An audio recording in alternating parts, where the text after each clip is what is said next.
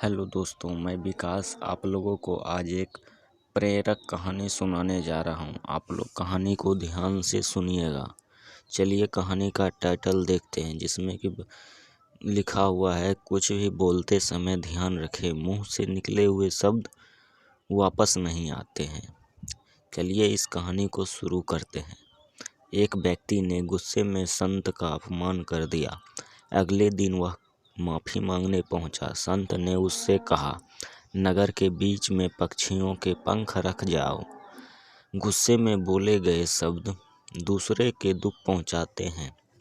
गुस्से की वजह से हमारी सोचने समझने की शक्ति कमज़ोर हो जाती है। इसी वजह से काफ़ी लोग गुस्से में ऐसे शब्द बोल देते हैं जिनके बाद में पछतावा होता है, लेकिन मुंह से बोले गए शब्द वापस नहीं आते। इसलिए बोलते समय बहुत सतर्क रहना चाहिए। ये बात एक लोक कथा से समझ सकते हैं। कथा के अनुसार पुराने समय में एक संत रोज अपने शिष्यों को और अन्य लोगों को उपदेश देते थे। गांव के अधिकतर संत लोग का बहुत सम्मान करते थे, लेकिन कुछ ऐसे भी थे जो संत का पसंद नहीं करते थे। एक दिन संत से जलने वाला व्यक्ति उनके आश्रम में पहुंचा और लोगों के सामने संत का अपमान करने लगा, लेकिन संत ने उसे पलटकर कुछ भी नहीं कहा। जब वह व्यक्ति बोलते बोलते थक गया तो चला गया। गांव के लोग देखकर बहुत दुखी थे।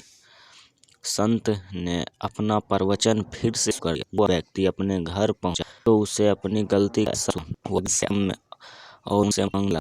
संत उनसे कहा कि काम करो, आश्रम में पक्षियों के कई पंख हुए हैं, इनको इकट्ठा करके यहाँ ले आओ। उस व्यक्ति ने तुरंत काम शुरू कर दिया। कुछ देर बाद वह पंख लेकर आ गया। संत ने उससे कहा कि अब ये पंख अपने नगर के बीच में रख आओ। वह व्यक्ति संत की आज्ञा को मानकर नगर के बीच में पहुंचा और सभी पंख को रखकर संत के पास पहुंच गया। संत ने उससे फिर कहा कि अब एक और अंतिम काम कर दो, वो सारे पंख वापस ले आ जाओ। वह व्यक्ति नगर के बीच पहुंचा तो वहां रखे सभी पंख उड़कर इधर उधर फैल गए।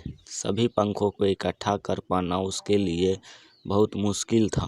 वह खाली हाथ ही संत के पास पहुंचा और पूरी बात बता दी। संत ने उससे कहा कि भाई, ठीक इसी तरह जब हम गुस्से में होते हैं तो कुछ भी बोलते हैं, वह दूसरों को दुख देता है।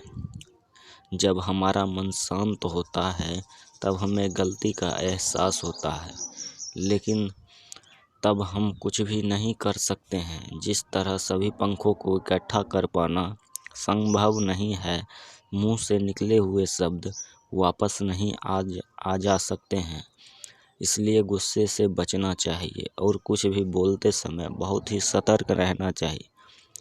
तो दोस्तों, कहानी यहीं समाप्त हुई। आप लोगों को कहानी कैसी लगी कमेंट करके ज़रूर बताइएगा, और नए हैं तो चैनल सब्सक्राइब कर लीजिएगा। धन्यवाद। चलिए मिलते हैं किसी और कहानी के साथ।